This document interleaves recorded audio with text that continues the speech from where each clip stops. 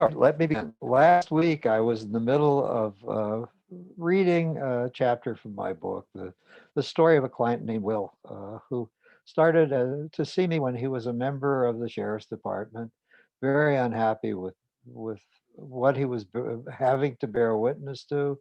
He was a deeply closeted gay person who had never engaged even in any kind of gay sexual acts, and at that period in time when he came to see me, the LA Sheriff's Department, with great publicity, was doing everything possible to wipe out public homosexuality. Was raiding bathhouses, was raiding public parks, was raiding restrooms, and arresting gay men who were soliciting sex or engaged in sex out in public. And number of arrests was enormous. And he was in the booking department of the sheriff's department, and he saw how they had been rousted, how they had been beaten, how they'd been spat upon, and how his own booking clerks were treating them like crap while they were there in the prison. And he had his own secret that he could tell anybody about. Well, I kept him company. I worked with him. He left the sheriff's department finally. He found his courage to respond to a woman who seemed interested in him, and he started to spend time with her, and they started to care about each other, and he became real. He told her about his twisted inner life, and much to his surprise, she didn't run from him. She joined with him to try and create an understanding between the two of them. And I will take up at that point in my story. I'll go back a few paragraphs that I had previously read.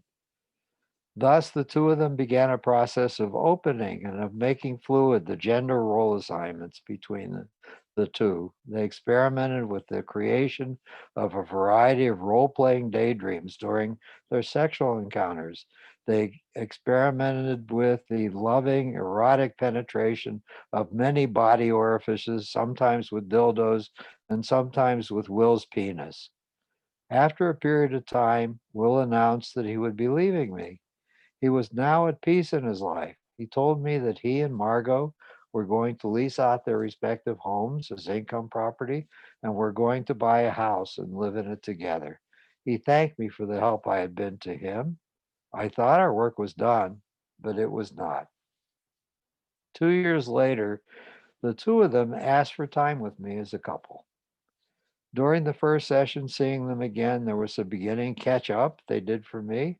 Margot had opened her own escrow company, and Will was not only continuing his real estate career, but was now doubly busy because he had taken up the responsibility to be Margot's business manager in addition. Both were making out very well in the rising real estate tide in Southern California. None of this was why they had come, of course. Margot was the one who informed me that they had started a set of discussions about the possibility of marrying and of becoming parents.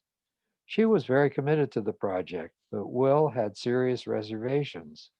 When I inquired about what were the reservations, Will's self loathing surfaced again. He was very frightened that he had had no role model about what a father might be. In addition, while he was no longer closeted with Margot, he felt he would have to be closeted with any child of his. What if some hypothetical offspring of his would stumble across the quote secrets unquote of his or her parents' sexuality? Will could not bear the daydream of that discovery and of the shock and disgust he would sure would eventuate in his child. At some point in our discussions, about 4 or 5 sessions in, I remember quoting my mother, quote, "Don't trouble trouble until trouble troubles you," close quotes. Will was driving himself crazy and struggling to make a decision based on daydreams about what might happen in some very distant future. I also asked Will to consider this. He had lived with all kinds of torments. But on the balance, was he grateful or bitterly resentful that his parents, with all their limitations and ugliness, had given him the gift of life? After several visits, the couple made the decision to proceed. First, they ran to Las Vegas and married. Then they had to confront a terrible variety of practical matters. Would Will be able to maintain an erection and penetrate Margot to the point of orgasm so that he could inseminate her? Would the urgency of being a heterosexual couple for the purposes of procreation blow aside the comforting daydreams of his being engaged in some variety of gay sex that had sustained much of his capacity to be potent when he and Margot were sexual with each other? While we were deeply immersed in conversations about these touching matters, our intertwined lives abruptly turned heartbreaking for all three of us in ways I could never have anticipated. The first grim news after months of lack of insemination success was that Will's sperm count was hopelessly low. Now our discussion shifted. Would Margot go to a sperm bank for artificial insemination? Would the couple consider adoption? As our conversations progressed, Will next began to experience serious headaches, ones that were quite painful. He had never been a person to be so afflicted in his life until then. The headaches increased in frequency and severity. Will and Margot had to cancel several appointments with me because Will was too ill and in too much pain to come to our meetings. At last, my client's health plan authorized a brain MRI and a CAT scan for him. The results of the screening were devastating. Will was afflicted with an aggressive form of glioblastoma, a very deadly cancer of the brain. He was given only a 50-50 chance of living longer than 10 months. Of course, treatment or whatever passed then for treatment was immediately initiated, a mix of radiation and chemotherapy. In addition, his skull was opened and some of the more accessible tumor masses were excised, those that were contributing to the overall cranial pressure and could safely be removed without devastating Will's capacity to maintain residual quality of life. After that, I could see the pair as Will's condition worsened. Now the focus of our sessions together was not on preparing for receiving and welcoming new life, but on seeking some peace and closure about Will's oncoming death, if any such preparation is ever possible. 6 months after diagnosis, Will and Margot were seemingly given new hope. Will had been selected for a set of clinical trials at Stanford University Medical Center. He was to have small pellets of radioactive material injected widely in all the brain tumor areas that were presently being massively invaded by cancerous tumors. The hope was that the radiation would slow up or stop the invaders without doing too much damage to the surrounding tissue. But after Will endured all the additional misery, the treatment failed in the end to halt the ongoing spread of the cancer. I saw Will at his home for the last time about a week before he died. He had returned from Palo Alto. He was in bed. He could no longer talk, but through a series of grunts and some word salad, had signaled to Margot that he wanted to see me again. I sat by his bedside and held his hand. His head was completely covered with bandages, protecting the various holes that had been drilled in his skull where the radioactive pellets had been injected. He could not speak, but I'd said plenty, or at least I hope it was plenty. I told him that he had always been one of the most heroic persons I had ever known. He hated himself. He frequently felt worthless, yet he struggled so valiantly to be decent, to greet one and all with kindness, to work with integrity, to be a person of his word, to love and care about those to whom he was attached, and to lift others' troubles and bad moods with kind and encouraging words. I expressed my hope that he might at last be able to forgive himself, ridding himself of the teachings of our culture and of his family that some of his thoughts and actions were unforgivable. From my perspective, he had never committed any evil deserving such harsh excoriations. And to the contrary, I had always marveled at the sweet way he and Margot had created a wonderful love based on honoring each other's wounds and cherishing what was. Will died a week later. After the funeral, Margot came to see me. We had so much to talk about, but that's an entirely different story.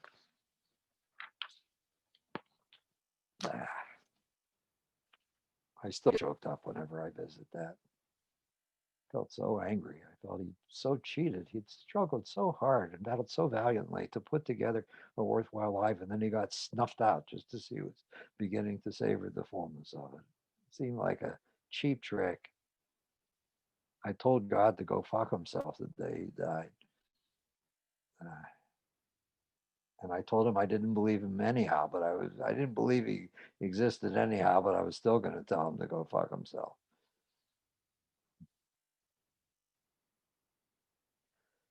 All right, I will shift gears. The second thing I said was going to be on my agenda was step families and step family creation. And depends on your point of view. I was either blessed or cursed to be at both ends. I was a child who had to adapt to a step family, and then when I grew up and started into my adult life, I wound up being a parent who had to help create a step family. The first experience was just terrible. Uh, but I often tell my graduate students and my clients that negative experiences and negative role models can be very important for teaching wisdom, just as sometimes wonderful things happening can teach. Uh, I was trying to be psychologist at a very early age, about 6 months after my father died. My mother was still dressed in black all the time, staying in bed, not getting up, carrying a terrible depression, weeping intermittently. And I said she needed to start ending her mourning. She needed to find something to do with her life. I was nagging at her. She needed to rejoin the human race and not surrender just to being a battered person. And she listened to me finally. And about a year and a half after my father died, I guess I was about 13 and a half, we were moving to Southern California. And once we got here, the sunniness, the tropical vegetation, whatever it was, did help her to open up. She persuaded her maiden younger sister, Aunt Ethel, who was that my mother was in her late 40s. Aunt Ethel was in her early 40s then, and she was, quote, a spinster, close quotes. She had never married anybody.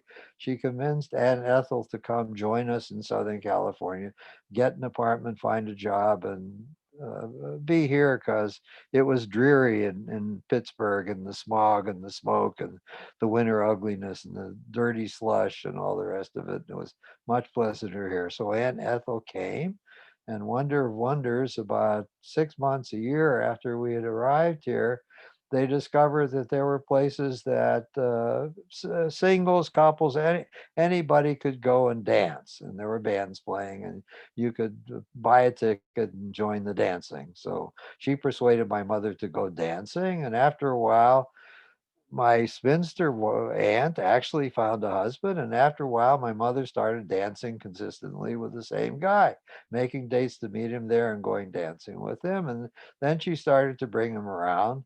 I wanted nothing to do with him. I didn't like him. He was an unappealing person as far as I was concerned. He came from working class backgrounds. His career was he owned a gas station and a light car repair facility. He was a blue collar guy. What the fuck was my mother doing with a blue collar guy? And besides, oh my God, this is important for anybody who is creating step families with teenagers. It just grosses them out to think that their parents are becoming sexual with somebody.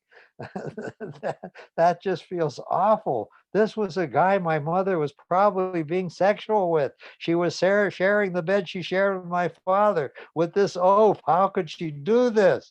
It was just gross. So, wonder of wonders, they got serious with each other and she married him and moved him in.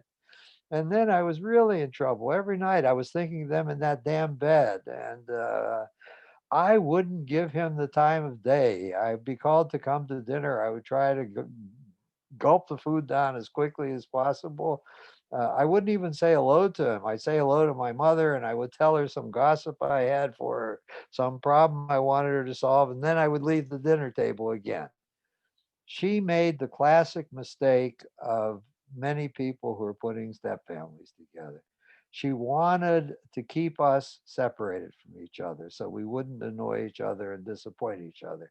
She didn't want me to be a pain in the ass to my stepfather, and she didn't want to let me struggle with trying to work through my feeling burdened by him and my aversion for him. So we remained very separate until I was, what, 16 and a half years old. I would barely give him the time of day. Let me get myself a little more comfortable. When I turned about 16 and a half, I'd saved up some money from my allowances and birthday money I'd gotten, bar mitzvah money I'd gotten. I had a driver's license and I wanted to buy myself my own car.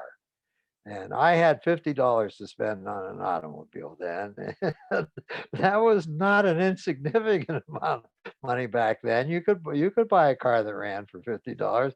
It was not a ticket to get anything very wonderful or nearly new. So what? Let's see. When I was 16, it was what year was it? It was 1916 and 31. It was 1947. I was 16. In 1947, there were still cars were just coming off the production line again because no cars had been manufactured all during World War II, and there was tremendous hunger for new automobiles. So the used car lots were fairly full, and I managed to buy a 1931 Ford Model A for $50. And it was a piece of crap. All the fenders were dented. It was rusty in places. The roof leaked. It was a coupe. It had a rumble seat, but the back seat was torn. It was the springs were sticking out of it, but it ran, and I could drive it to and from high school. And I felt wonderful not taking the bus anymore and having my own transportation to school. And Meyer was his name. Meyer said, "If that car needs any work, come over to the shop and I'll teach you what to do and how to repair it." So I could not resist that. Within about 6 months of having it, the U joint in the drive shaft broke. So I had the pile of crap drive over there, and he said, "Here's what you need to buy. Go to Pep Boys. They'll sell it to you. Tell them you have a 1931 Model A, and the front U joint has broken, and get a new U joint and a boot for it, and I'll show you how to assemble it. Here's how you take it down." And we went under the car, and he showed me how to unbolt the drive shaft, get it down, and replace the thing. Fill up the boot with grease so it would stay lubricated as it was twirling, and bolted back into place. And God damn it, the car ran. Then he got me again. He said, "You want to make some extra money? I'm a little short-handed. You want to pump gas a few days a week after school, and you can help me. We can do light repairs together if no customers coming for gas at the moment." So I did. I started going there 2 days a week after school. Nothing I saw there made me like him at all. He still was an egregious person as far as I'm concerned. If he wasn't busy, he had two cronies from World War II, former World War II vets he had known. He had an old couch in the back of the repair shop, and the three guys would sit there and bitch and complain about women and about society. They were very conservative and they were very machismo, and they were disgusting. I hated their conversations, and I hated who he was friends with, and I hated him, but I kept exploiting him. Every time I took the money he paid me, every time there was car repairs that needed to be done, I did the car repairs. I saved up money finally, and when I was in college, I got a better car, thank God. But up until the second year of college, I continued to earn spending money for doing that. And it took me a year after I stopped working there because nobody wore gloves then. Grease was encrusted in the whorls of my my skin, and I had permanently, I thought, grease under my fingernails. It just wouldn't come out. And it took about a year for me after I stopped to have clean hands again. I may have laid the groundwork for the cancer that came and bit me because I had my hands in solvents all the time without any gloves on. And that damn stuff was carcinogenic, and I was taking it into my system through my skin somehow. Not surprised I got cancer finally, but who knew back then? At any rate, I had this wonderful role model of what a step family should not be. Fast forward, I had gotten a divorce. I had two small children by my former wife, and my present wife to be had two little girls. And I moved in with them, and I was with them most of the time. And as a matter of fact, uh, what was it? It was about 7 months after I took up residence with them. Their father moved to Northern California. So they only saw him very rarely, occasionally. And I was the full-time male in residence with them. So bless my wife for me. Uh, Intuitively, she knew things. She hadn't gone to graduate school yet. Intuitively, she just knew things that were good in ways I did not. I have a couple very powerful memories that I'll share with you. One memory was I was, of course, the very guilty father who had broken up a family. So every time I had the privilege of having my children in residence, I wanted to make Christmas for them in whatever way I could. I was very attentive. I spent all the time playing with them if they wanted me to. I took them to activities that they were interested in doing and left her behind unless she wanted to come. She was invited to come, but that was not something she wanted to do on occasion. So I went without her, and whatever restaurants they loved, we would go to those restaurants. Whatever meals they wanted her to make, I would lean on her to make those meals. Both of us should be subordinated to whatever were the whims of my small children. So about a few months into this, she started to pull back from that. I remember my daughter Naomi was then what, maybe 4 years old. And she and my son Josh were playing in another room. My stepkids were not there at the time.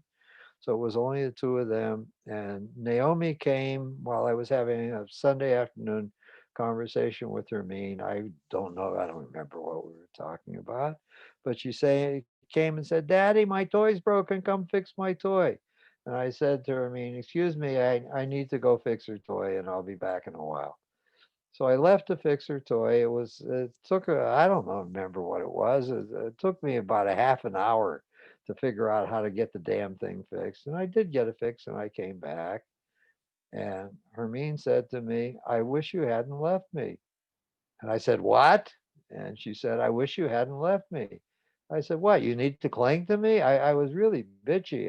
What is she doing? She's interfering with my natural flow with my children. And she said, she is 4 years old now. She can begin to learn to share, and somebody needs to teach her what ordinary manners are. All you needed to say to her was you were in the middle of a sentence talking to me, and you'd be done talking to me in a few minutes. And when we were finished talking, you would get up and go fix her toy. I would like to come before her. And I screamed at her, nobody's going to come before her. She looked at me with great hurt and she started to get tearful. And she said, now I know from things I've studied and read that the relationship between the couple is the foundation on which a family gets built. It's not the relationship between a parent and a child. That's not the foundation of the family. The goodness and flow and appreciation for tending to the coupledom is essential. It's essential in healthy, ordinary families, and it's particularly essential in step families because every step parent is tempted to be bent in the direction I was bending myself. So she gave me quite a lecture. She said, let's make something clear. I intend to be with you for the rest of your life. It's likely you're 5 years older that I will outlive you, but if it isn't for the rest of your life, it's for as long as I'm alive. I'm not going anywhere. I will have your back. I will be with you. I will attend to you. I will support you. I will care about you. And we will have problems and we'll fight with each other and we'll have to work it out.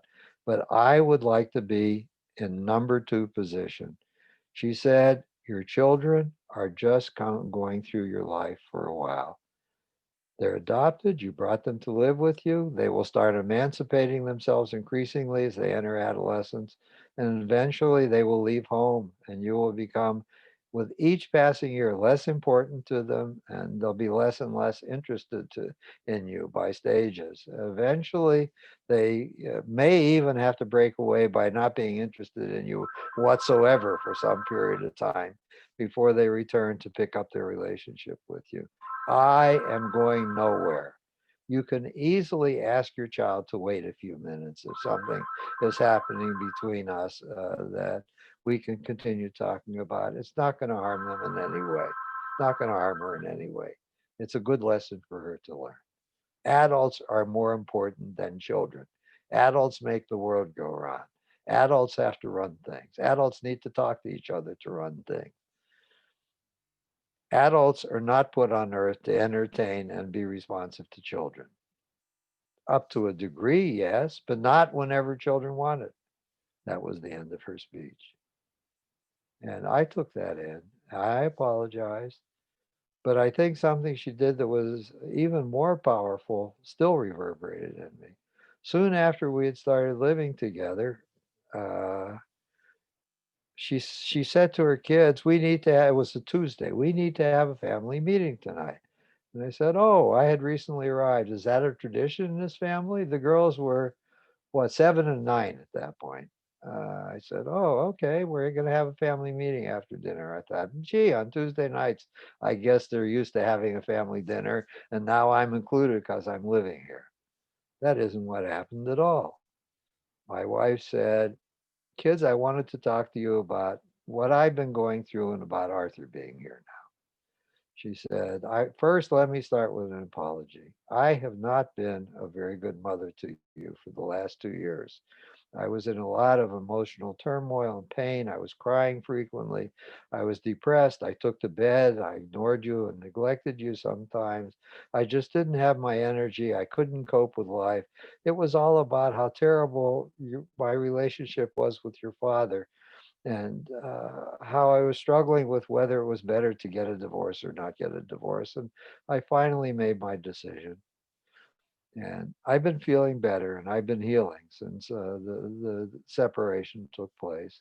But I don't think I feel entirely yet. I don't think I'm as good as mother as I could be when I'm better healed. And Arthur's here now, and we've traveled some together even before he moved in, and you've spent time with him, and we've gone to movies together, and we've had meals together, and he's been here often, even though he hasn't been living here. I hope you can see he's a thoughtful person and a kind person, and he doesn't make any kind of badness for you. So I figured out a way to help you get over the trouble I put you through, she said.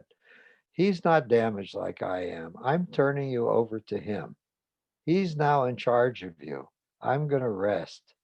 If there are decisions to be made or choices to be made or you need something, please go to him and not me. I'm not leaving your life. If he needs a consultation, I'll certainly consult with him about what I think, but he has the final decision making authority. He's going to be in charge of you. Uh, you want a extra time on the television set, you want a different bedtime hour, you want to go visit somebody's house, whatever it is you want to ask him, please ask. It would have asked me. Get used to asking him because I'm resting.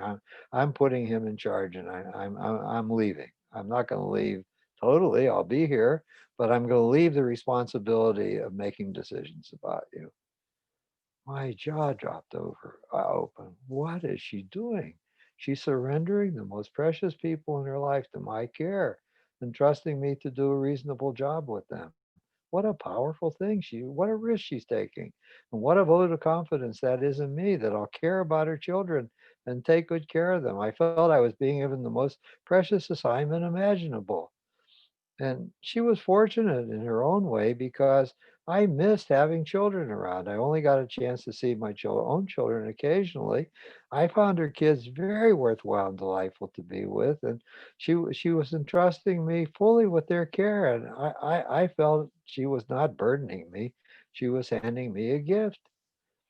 Well, they tested me in the beginning. The old habits didn't die easily. I remember she told me that one of her kids had come home from school and said, "Mom, can I go to so and so's house? I want to play there for a few hours before dinner." And she said, "I told you you have to talk to Arthur, but Arthur's not here." Well, call him at the office, leave a message on the answering machine, and he'll call you back when he has a break. But I'm not going to make the decision. He's going to make the decision. So they learned to call me and wait for me and talk to me, and I made all the decisions. And sometimes I was really perplexed. I didn't know what the fuck to say. So I would consult with her. I'd invite her in and say, before I make the decision, give me your opinions of what you think a good decision would be. And she would be my consultant, and they would listen to the consultation, and then I would make the decision. By about 6 months into this craziness, this wonderful craziness, we she announced to the kids that she was fully back, and any parent now could make the decision. They should just ask whichever parent was available, and she was fully functioning again and felt on top of her game again, and everything was fine. I don't know how many couples would have the courage to engage in that kind of interaction. That is really something. Boy, did she teach me something on that day. I feel so blessed and grateful to her. Uh, she also obviously didn't commit my mother's mistake, try to keep me apart from her children, trying to keep me from being, quote, burdened with them, and trying to keep them from having to have loyalty conflicts with their father by keeping me in the background. So I would be this other person who was there interacting with her, but not them. And they pulled that crap on me occasionally. They would say, "You're not my father," and she would quickly come into the room and say, "No, he's not your father. Enjoy your relationship with your father.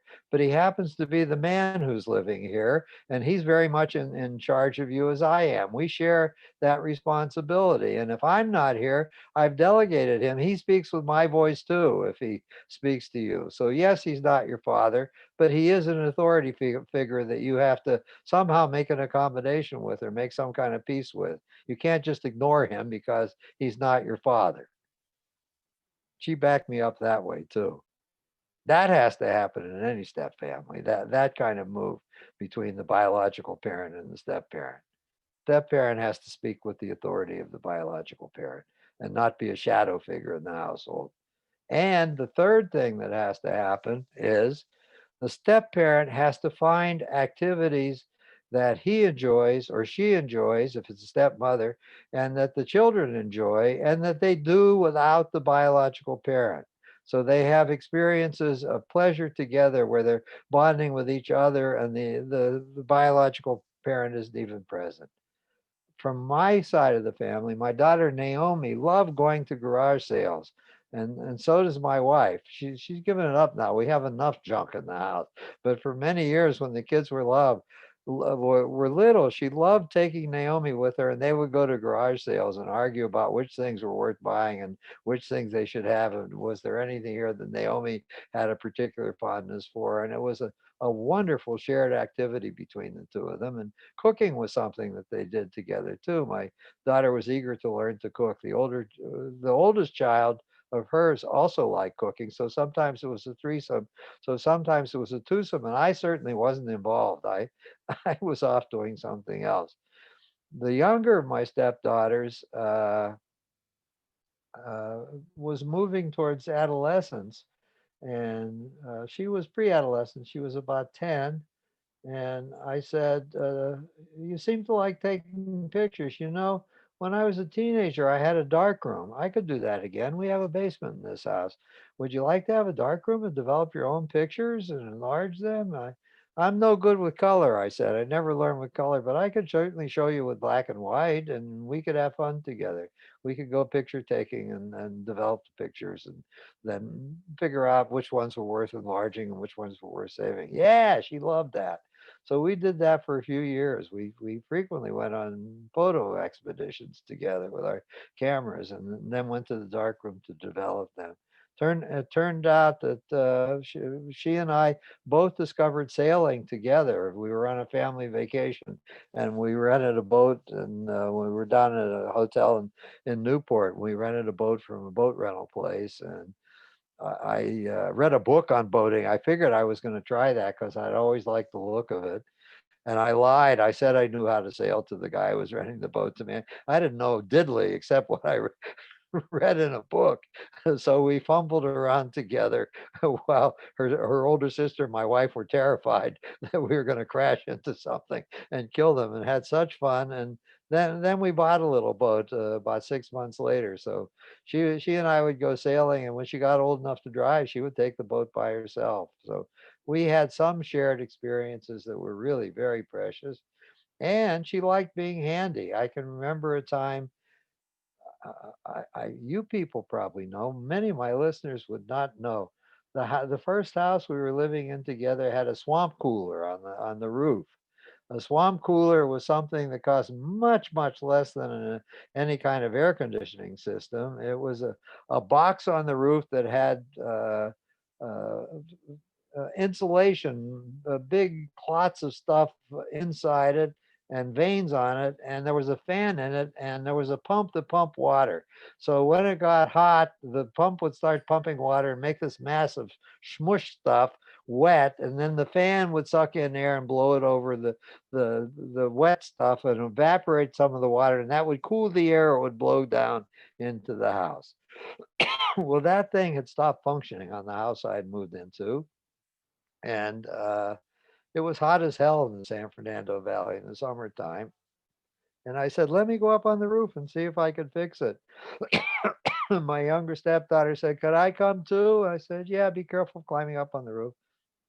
I had tools with me, and we opened up the whole thing, and I could see that one of the electrical connections was broken, and that's why the pump wasn't working. I have no idea how it got broken. But I said, we got to go down and turn off the electricity so I don't get shocked, and then we'll connect the pump again, and we'll start it up, and we'll see if it's working. If it does, we'll close it all up, and we'll be good to go. So we did. She kept me company, and we did that. I let her tighten some of the screws, and we put the damn thing back together. And sure enough, the swamp cooler was working again. So that's another principle.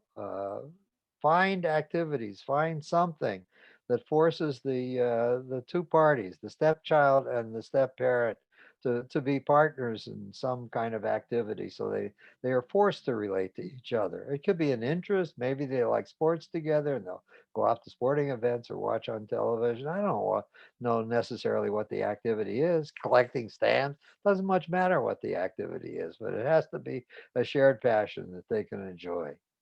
Oh, I was very fortunate. Both kids like watching old movies, which is a hobby of mine, as you know. So we spent a lot of time watching old movies and dissecting old movies. I became very real for them. As a matter of fact, here's the next step. If you have a really good family system that you've created, the step parent should offer to adopt the biological children that aren't his. uh, Offer to adopt your biological children. Who could not feel special if they're being invited to become real, to be really become parents? You can say, I know you're very loyal to your father. I'm not telling you this is something you should do. You figure this out, but I want you to know if you are willing, I'm ready tomorrow to adopt you. We could go to the court and you could become legally my child, and you would have to lose being your biological father's child. From thenceforth, you would be my child legally in every way. You would be my heir and part of a family that was real and not just a step family. So both of them cried and were touched and were very moved.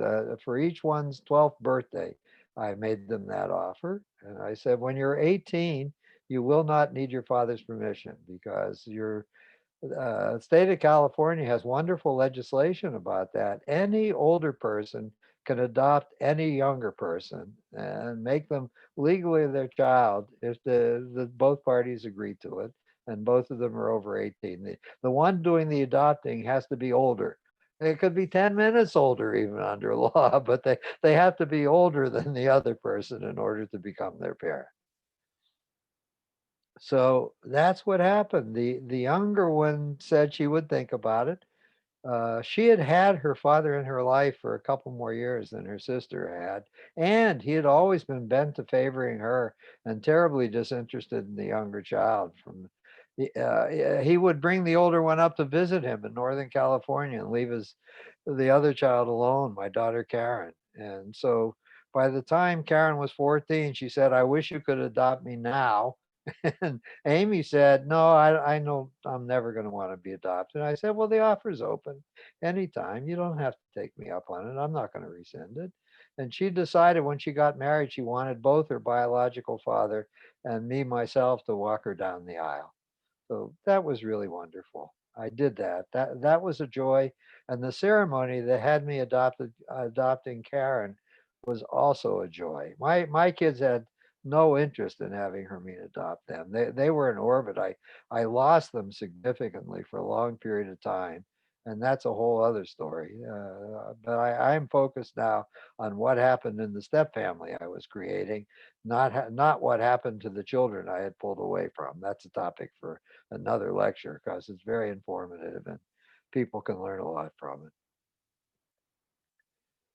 All right, I still seem to have time. Do I want to say anything else about step family? No. I assume those of you who may be questioning me, and I want to welcome, by the way, I forgot to do this at the beginning of this presentation. Another colleague of mine, Dr. Natalie Peugeot, has decided to come join us for today at least, and she will get her crack at making comments or asking any questions she may have when I'm finished, along with the regulars who have been here every week. I think I will move on to more unfinished business. I'm almost ready with cleaning up the first 10 or 15 years of my being in practice, the adventure that I detoured into with the California School of Professional Psychology, and the first 10 or 15 years of my marriage to my present wife. All changed after that, but that was a consistent thing, as you can tell from the case I just presented too. I was during that period of time finding a voice that became my more reliably my own voice in my work with my clients. I began to understand what I could be for them, what they needed from me, and try to be how to be helpful to them in ways I had never learned in graduate school. And in the end, I think that's true. Oh, good. I'll go off on this detour. There was a piece of research I studied in graduate school way back then by a guy named Fiedler. Uh, I can see my compatriots here. Did I talk about Fiedler's research in an earlier presentation? I did. Oh, good. So I don't have to talk about it again. I'll just remind listeners who have been following me what it was.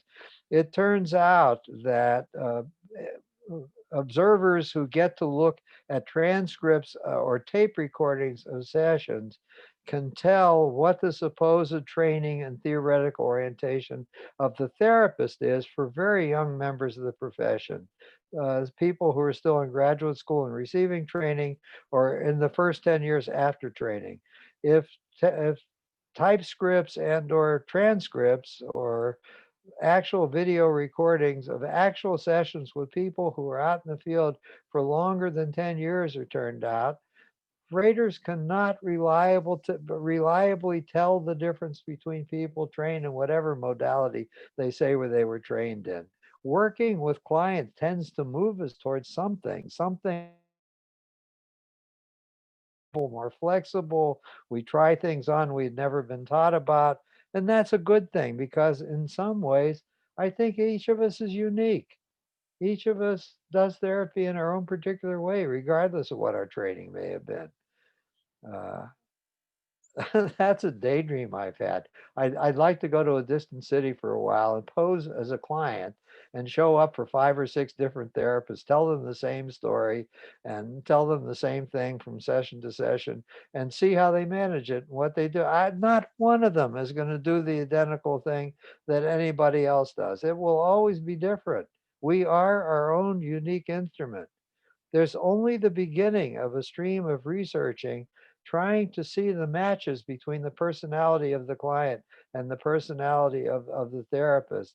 And I think some of those variables will be a much better predictor of whether there's a good outcome. And we don't know whether they need to be the opposite or the same or what kind of thing they need to be. But I think that's a very fertile field of research, and it's going to count even better than anything we've studied so far for how to make therapy more effective for more people. We're going to have to start thinking about matching the client and the therapist in some ways we aren't even aware of or don't think about yet. It's who has time, who's seen as a good therapist so they get a referral. None of these variables are taken into account. And we need to begin to do that. So I'm excited by that. I wish I could have 10 more lives. I'd get involved in doing some of that research. It would please me. So, moving right along, I now want to return to my final chapter about my relationship with the California School of Professional Psychology. I ended on a cliffhanger the last time I talked about this.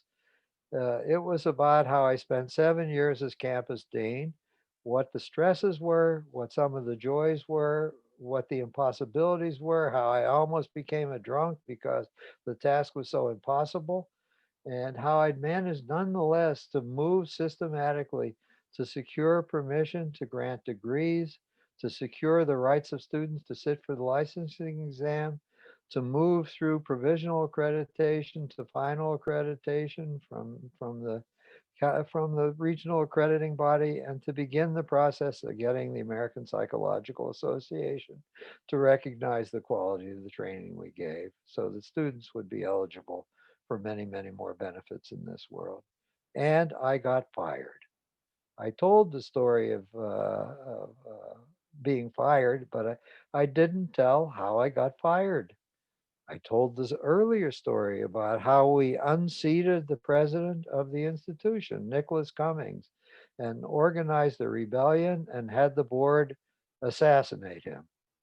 And what guilt I still carry about that and turmoil we went through to make that happen because our accrediting body had said that his management style was harming the future development of the institution and its campuses, and we could not persuade him at a retreat meeting to make significant changes in what he managed and how he managed, and to take on the real challenge that any college president has to begin systematic fundraising in an organized fashion so that the endowment fund could grow. So he was assassinated. And the board of directors was very shaken by what they had to do. And they were very ambivalent towards the four campus deans who had organized the rebellion. They saw us as being power mad and very dangerous. And while they believed us maybe that this was a necessary step, they also thought that they may have been played and that they were just being played to turn over the institution to us, a gaggle of four deans, rather than the controlling hand of a guiding president. So we faced consternation and bad psychological juju from the members of the board of trustees after that meeting. They decided they would start a search for a president because the institution needed a president. And my cabal with the other deans, they pleaded with me to apply for the position, to move up and be elevated to become the president of the institution. I was the youngest one of them. I was only in my late 30s then. I thought they were crazy. And I said, no, I'm not going to do that for several reasons. I felt totally unqualified and like I had pulled off an imposture and faked it and succeeded somehow as a dean. I don't know a goddamn thing about being a university president. And I certainly don't know anything about fundraising. And that challenge doesn't appeal to me at all. And I know it's the most important thing that does. And they pleaded with me, do it, please. And then I wouldn't. And I said, besides, I would have to move to San Francisco for sure. I would have to quit the residual part of my practice. I'd have to take my kids out of school and move them to a strange city. That's where the central office is. I don't think we could move it down here. I don't know where we'd put it. Maybe that could be worked out. No, I don't want to go through any of that. No, I steadfastly refused. And then they came up with another model that I thought might be viable. Maybe what the school should hire is a professional fundraiser and make him the vice president for development or the provost, which are titles that person in that category often carry in other universities. And we could save the money of not having to pay the president's salary, and we could divide up the functions that central office was doing. The accounting function would be lodged on one of the campuses. The admissions function would be lodged on another campus.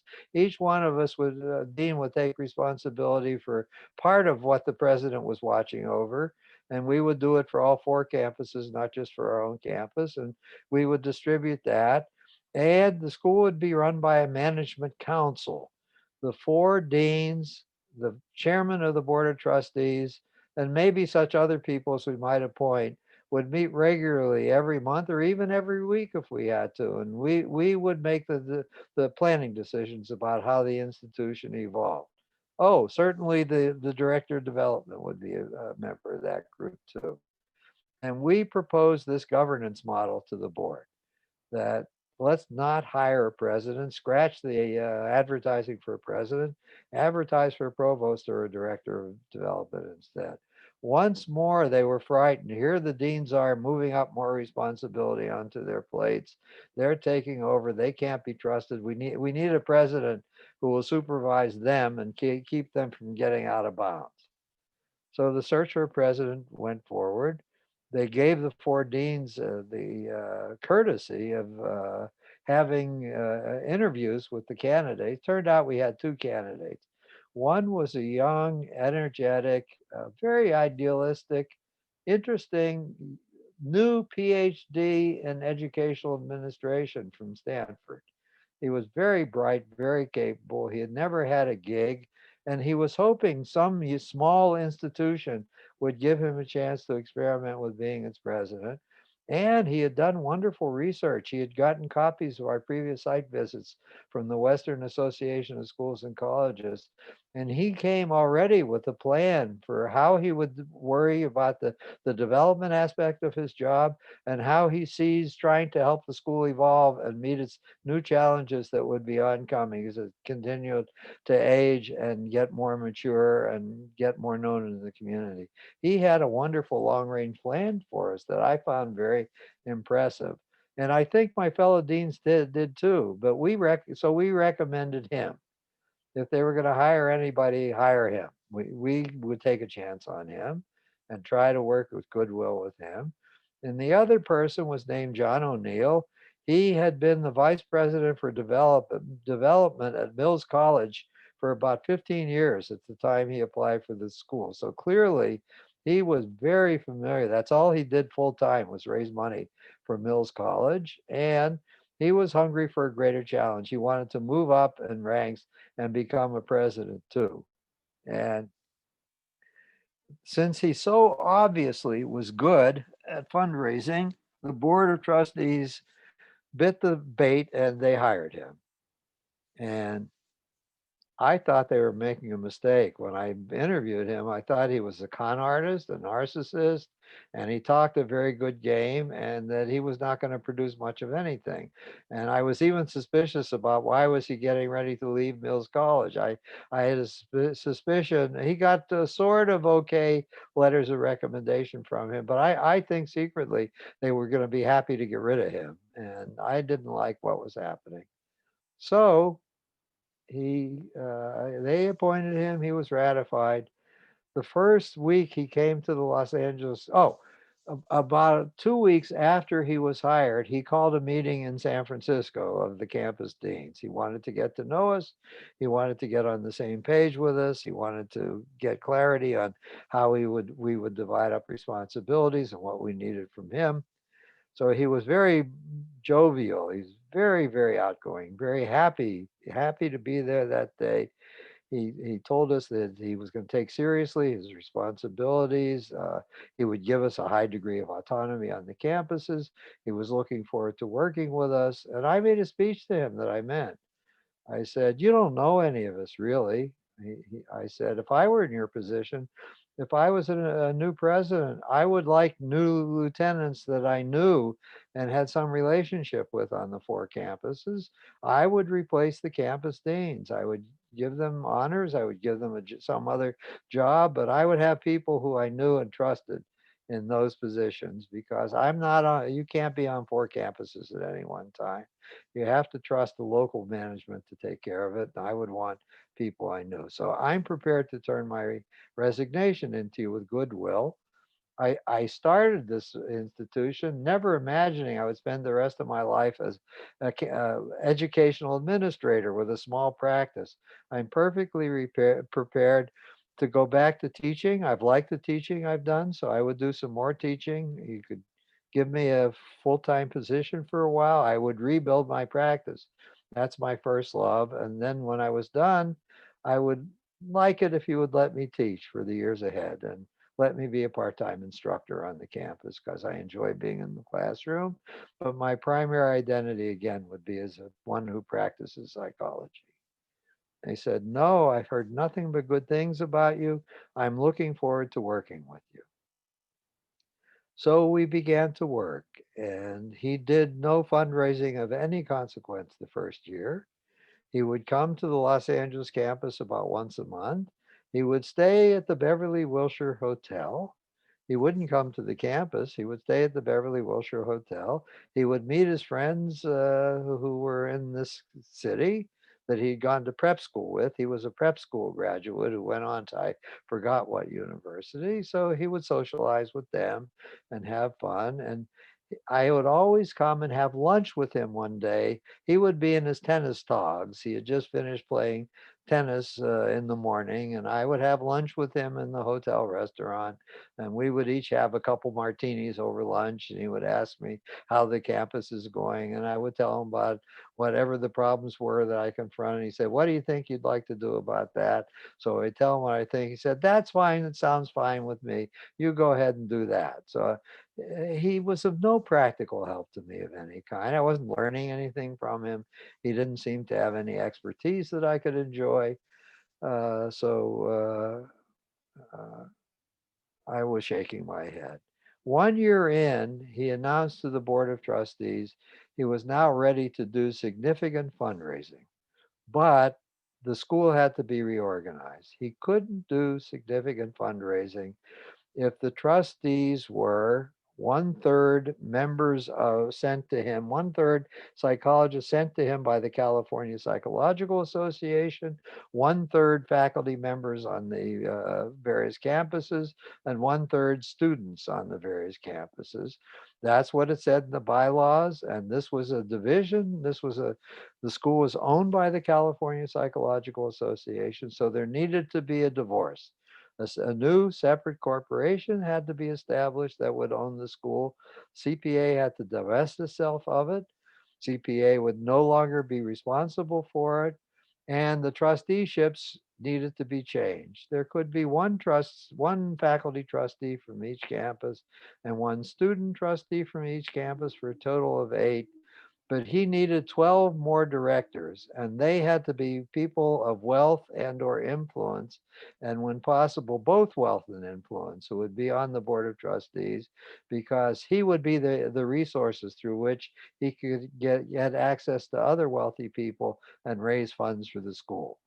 And that seemed to make sense to the California Psychological Association, and the California Psychological Association divorced the California School of Professional Psychology, and it became a private nonprofit corporation owned by the California School of Professional Psychology Corporation with the board of trustees that he had asked for. Uh, he raised, I think, $50,000 then in the second year, chump money. And he said, "Be patient. I'm just getting started." And he had a retreat meeting of his own with his deans. He said, in order to raise money for this school, I need to have a dream, a vision that I could show. What is this money to be spent on? Of course, some of it's going to go to improve the endowment fund and to keep it growing and to build investment income. But what is it that each of you wants more money for than you now have if I succeed at my task? He said, please write me an analysis in confidence of about how much more you need to achieve what dreams that seem to be important to you. So I took the responsibility very seriously and I went back and said, this is a reasonable school of professional psychology.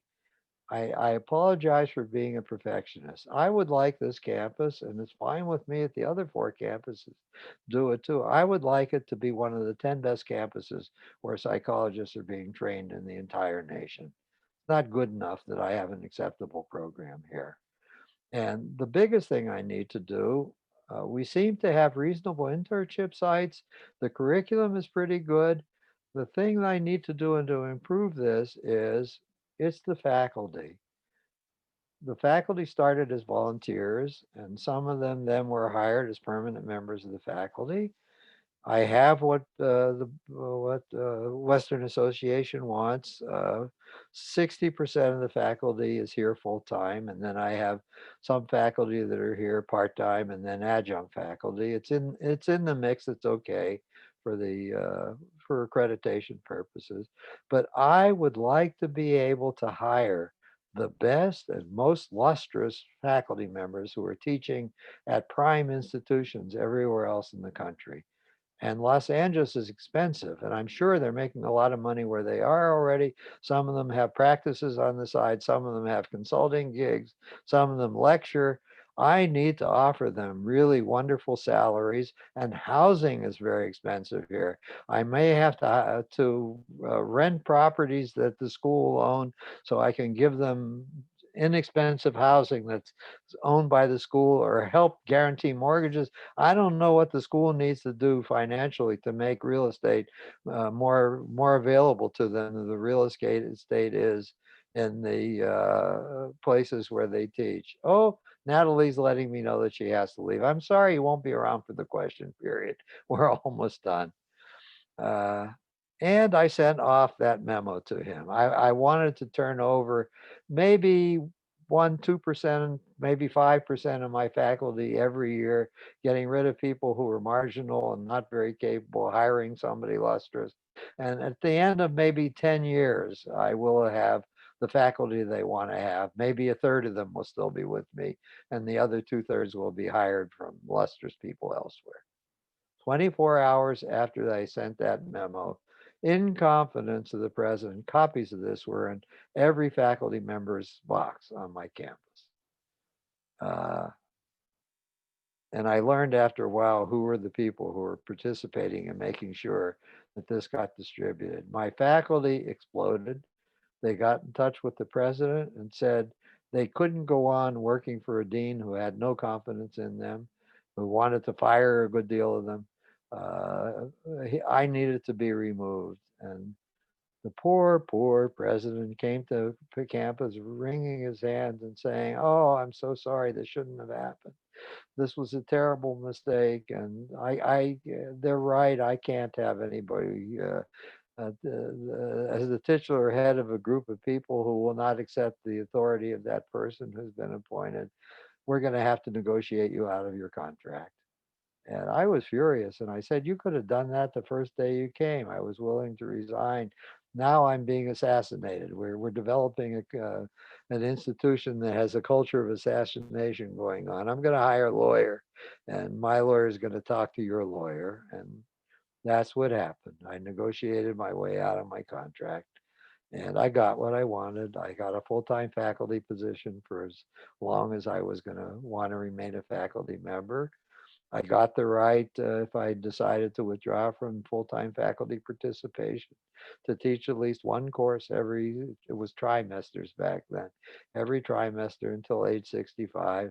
I got free tuition if any of my children or stepchildren wanted to go to the California School of Professional Psychology, and I was given an honorific title. I was henceforth going to be founding dean emeritus and distinguished professor, two parts to the title. And I accepted the deal and off I went into retirement. I think I may have announced this at the last time I talked about this painful thing that uh, 3 years after I left, it was only a faculty member. The faculty elected me their president. Somehow their animus with me had healed at that time, and now they had other enemies, and they wanted me as their leader again, but in an entirely different role. So I served 1 year as faculty president before I started to cut my participation in the institution back. My practice was building up enough to let go of being a faculty member who attended faculty meetings and simply to be an adjunct that was hired to teach a course. All right, that's the end of that terrible tale. Oh, that was awful. All right, time's up, and you guys can have it. Me and I'm sorry Natalie's not here.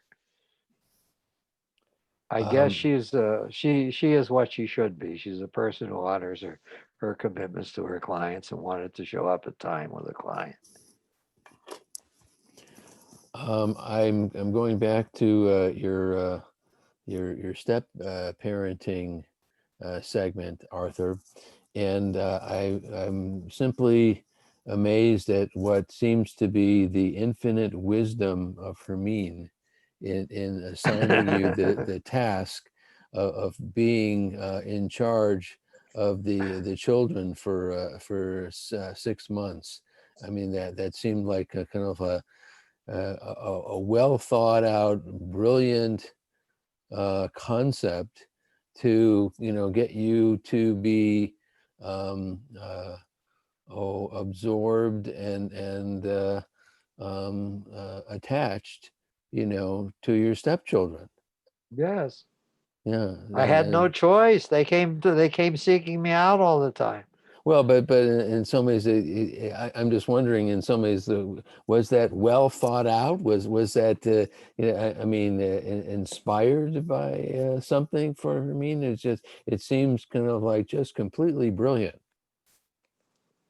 I think it came out of her own desperation. I think she really believed what she said, that she had gotten off track somehow, was not raising them well. And since I had clarity, oh, that's the one thing I needed to underscore. The step parent often has greater clarity about what's good for the kids than the biological parent does, who's all tied up in guilt, remorse, all kinds of complex motivations having to do with having wounded and disrupted the children's lives. So I think she was heartfelt when she said that she may not have been the best parent for them at that time. That I had an objectivity, a kindness, and a clarity that maybe she didn't possess. Hmm. Well, she was giving you a tremendous gift in Oh, terms she of certainly allowing you to was. do that. Yes. Mm.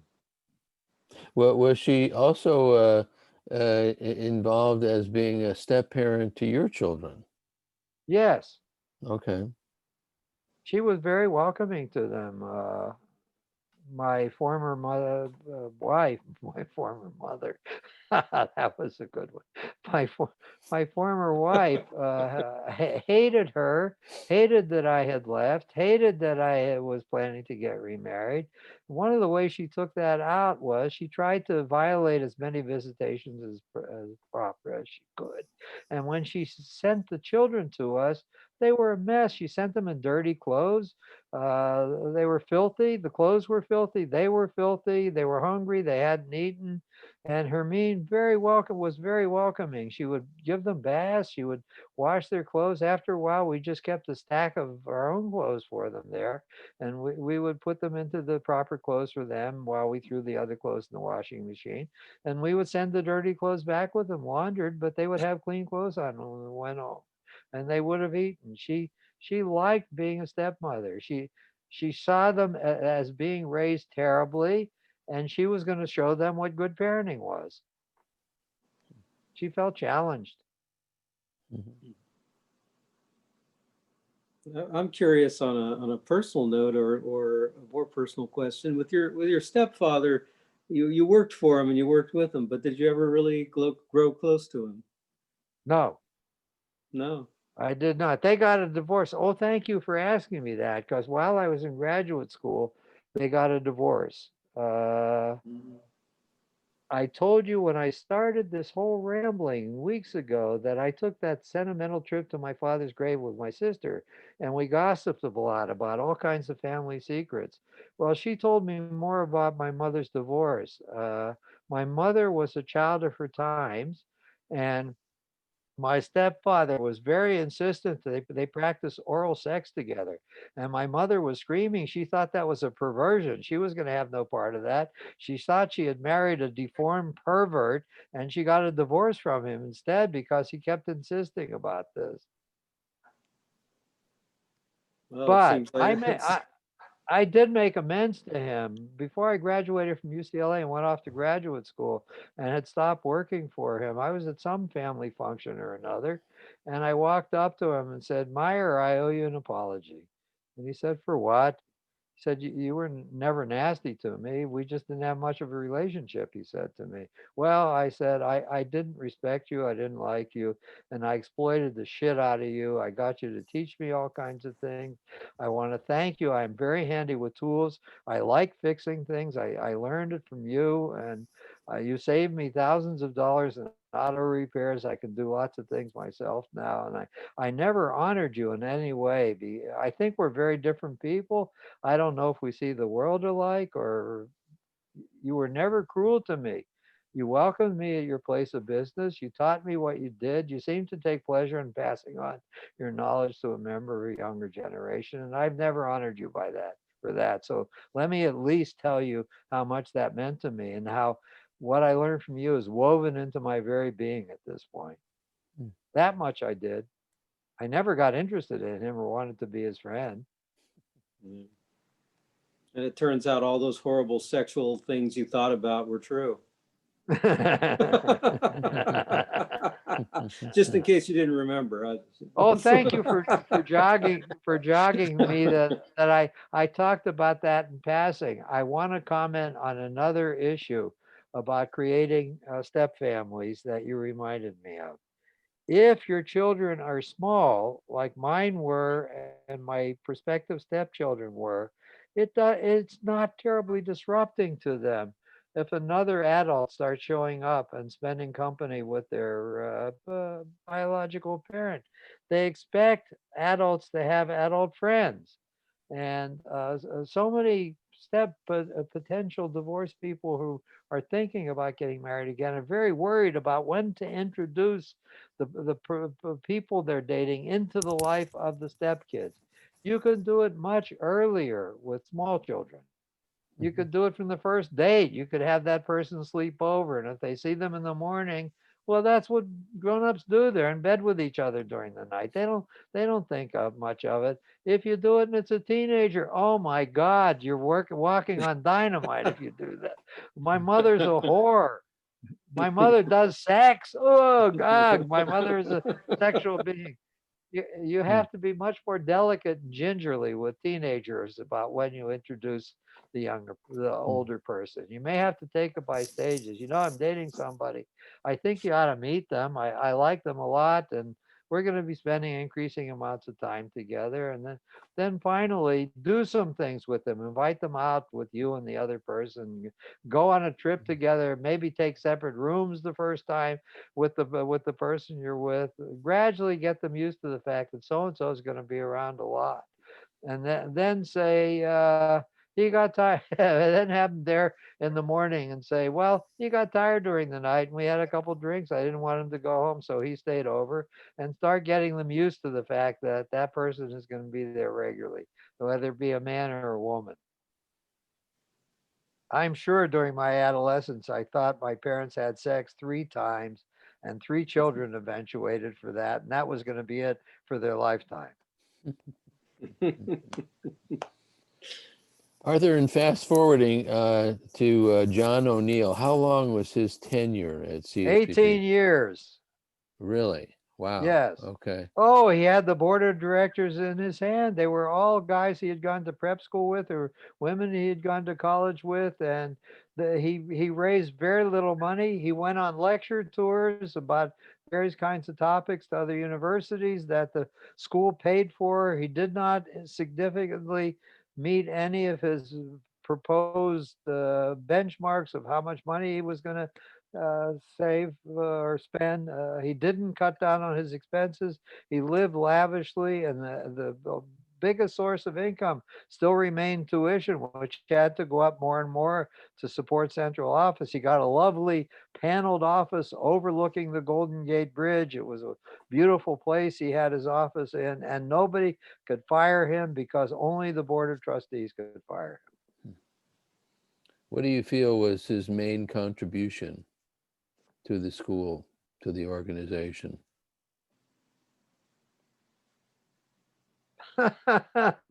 Not caring.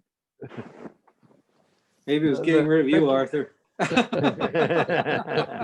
Giving me back my life. Maybe Yeah, that I was was the gonna say. biggest country.